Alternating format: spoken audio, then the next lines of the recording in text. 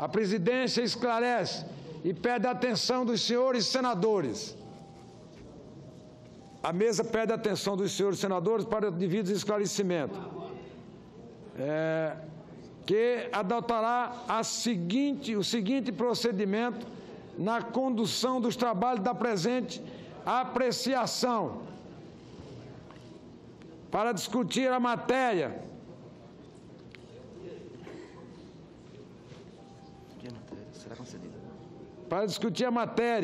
será concedida a palavra, como determina o regimento, a 5 oradores a favor e 5 contra, alternadamente de preferência.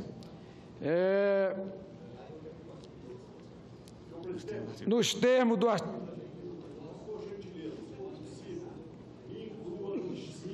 Vossa Excelência é o primeiro inscrito. Vossa Excelência é o primeiro inscrito. Nos termos do artigo 14, inciso 4 do Regimento Interno, os líderes poderão também orientar suas bancadas no momento em que se iniciar a votação. Encerrada a fase de encaminhamento, será iniciado o processo de votação nominal pelo painel eletrônico nos termos da decisão da primeira turma do Supremo Tribunal Federal. Quem votar sim, mantém a decisão da primeira turma. Quem votar não, rejeita a decisão da primeira turma. Peço a atenção dos senhores senadores, das senhoras senadoras, para dizer o seguinte: essa Casa está aplicando nessa sessão o que dispõe o parágrafo 2º do artigo 53 da Constituição Federal, que diz, parágrafo 2º, desde a expedição do diploma, os membros do Congresso Nacional não poderão ser presos, salvo em flagrante de crime inafiançável.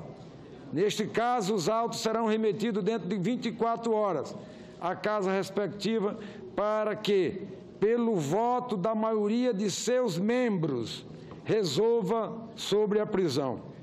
Observa-se que a Constituição exige maioria absoluta, que é a maioria dos membros, para resolver sobre o assunto.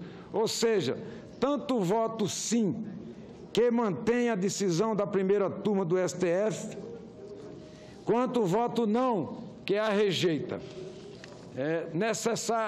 Necessitarão, para definir a questão, atingir 41 votos, como determina a própria Constituição.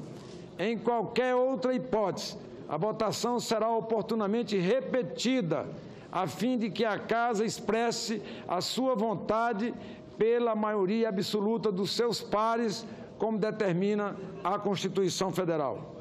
Observe que nas hipóteses em que a Constituição quis exigir um quórum qualificado para uma decisão de um determinado sentido, o fez expressamente ao dizer que é necessário a maioria absoluta para rejeitar um voto ou para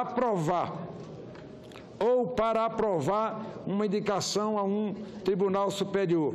Neste caso, o parágrafo 2º do artigo 53, no entanto, ela exigiu a maioria absoluta para resolver sobre a questão, e o que o Supremo Tribunal Federal determinou, tanto na decisão do seu pleno na última quarta-feira, 11 de outubro, quanto na decisão monocrática do ministro Alexandre Moraes, no dia de hoje, é que este Senado aplique os termos do parágrafo 2º do artigo 53 ao juízo de conveniência política sobre as cautelares.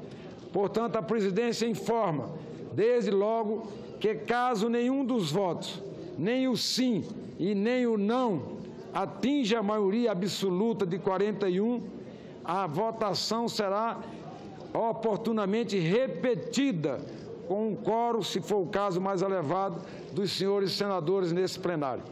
A presidência reafirma que não se está aqui a avaliar a correção do entendimento da Corte Suprema. a respeito da possibilidade de se impor medidas cautelares pessoais diferentes da prisão a parlamentares. Essa decisão já foi tomada pelo Tribunal e deve ser respeitada pelo Poder. O que está em jogo é a eficácia dessa decisão. E, neste sentido, um dos seus efeitos inequívocos é a sua submissão ao plenário do Senado Federal para que seja deliberada a manutenção ou não de medidas cautelares que impossibilitam o exercício do mandato.